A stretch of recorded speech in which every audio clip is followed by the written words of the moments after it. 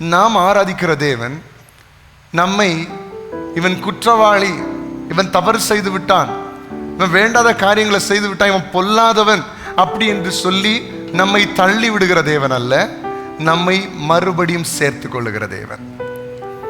அப்போ பிசாசு உங்களுடைய மனசுல வந்து நீ அப்படிப்பட்டவன் தானே, நீ இப்படிப்பட்டவன் தானே, நீ அந்த காலத்தில் அப்படி பண்ணல, அன்னைக்கு எப்படி இருந்தல்ல, இதுக்கு முன்னாடி இப்படி செஞ்சல்ல அப்படி ஞாபகப்படுத்தும் போது பிசாசே கர்த்தர் என்னை மன்னிச்சிட்டாரு, இனி என்ன நீ குற்ற உணர்வு உள்ளவனா வைக்க முடியாது.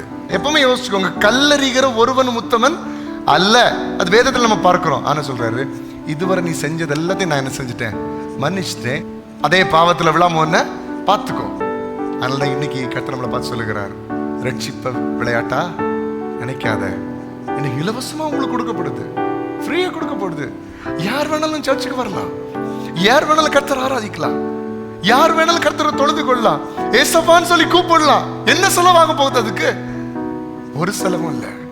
கர்த்தர் அதுக்காக தான் எங்களை உருவாக்கி இருக்கிறார், அதுக்காக தான் சபைகளை கர்த்தர் கட்டி எழுப்பி இருக்கிறார், இந்த சுவிசேஷத்தை பிரசங்கிக்கும்படியாக, இந்த உதிக்கிற ஒளியின் இடத்துக்கு எல்லோரும் கடந்து வரும்படியாக தான் கர்த்தர் இந்த இடத்திலிருந்து ஒவ்வொரு நாளும் ஒளியை வீச பண்ணி கொண்டிருக்கிறார்.